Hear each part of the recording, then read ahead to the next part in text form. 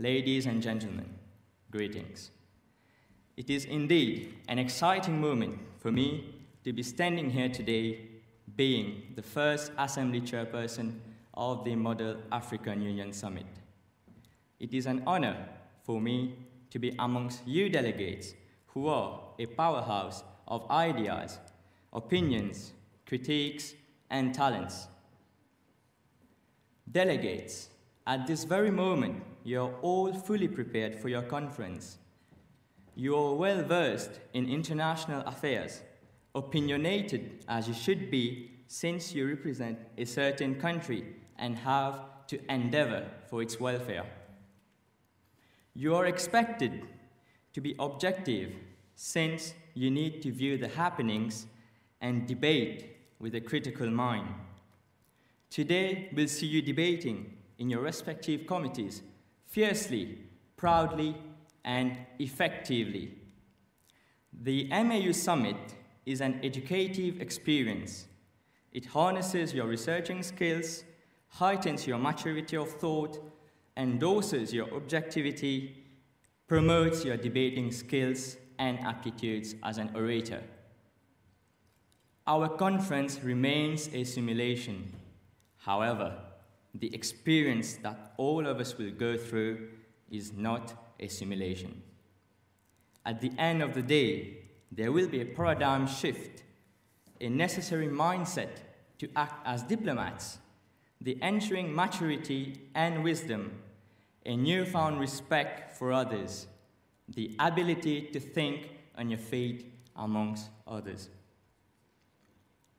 The year 2014 has been declared as the Year of Agriculture and Food Security in Africa, marking the 10th anniversary of the adoption of the Comprehensive Africa Agriculture Development Program, the CAADP. This year's Africa Progress Report finds that if we want to accelerate Africa's transformation, then we have to significantly boost our agriculture and fisheries, which together provide livelihoods for roughly 2/3 of all Africans.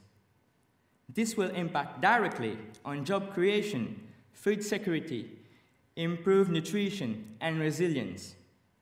This would provide a powerful impetus to reducing poverty and sustain a more inclusive pattern of growth. Other challenges are looming ahead of Africa.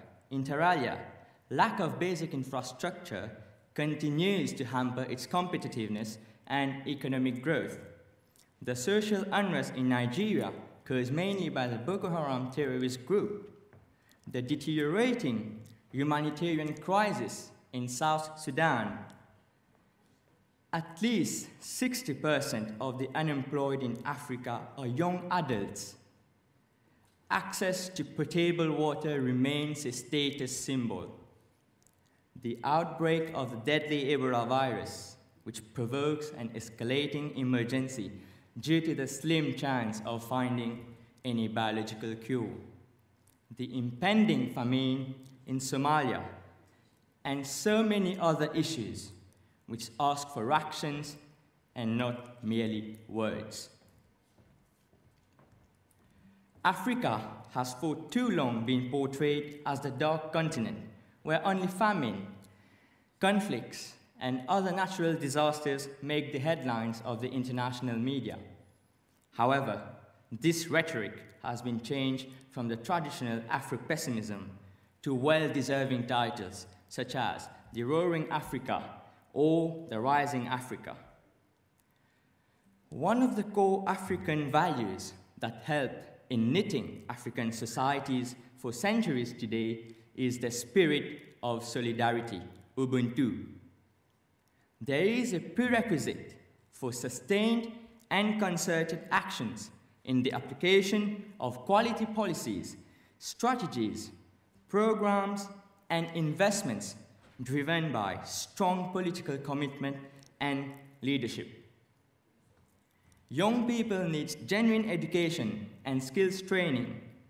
Their ambitions need to be matched with opportunities.